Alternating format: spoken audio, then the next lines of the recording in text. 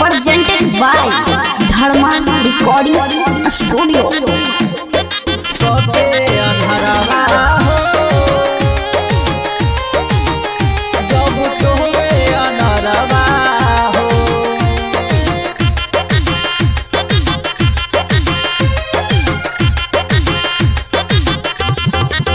ये सब पियाबा के घर जब से चल गईनी कहनी पियनी तना बदल गईनी। सुना ये सब पियाबा के घर जब से चल गईनी कहनी पियनी तना बदल गईनी।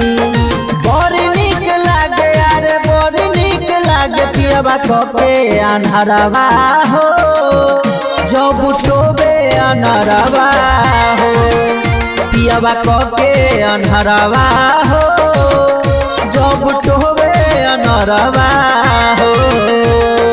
Singing by Dharmender Saxena।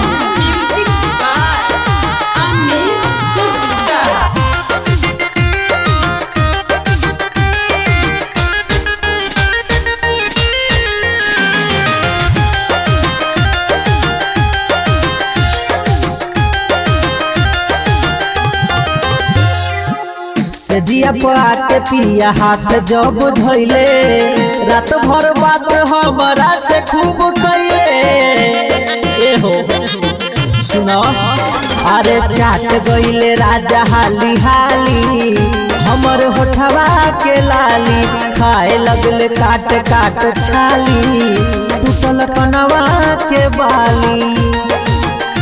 अरे देवे लगनी साथ जब कैले शुरुआत उठल मन में लहरवा हो जब टोबे अन्हरवा हो पियाबा कके अन्हरवा हो जब टोबे अन्हरवा हो।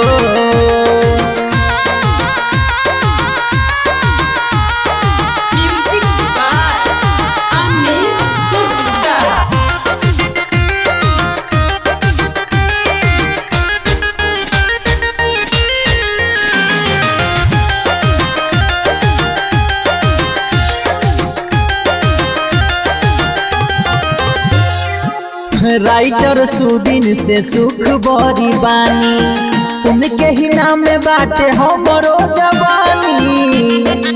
का कहता अरे धर्मेंद्र से सुख बड़ी मिले आप लंगियो भी हिले लेत रही माजा तिले तिले हई जबनियो भी खिले।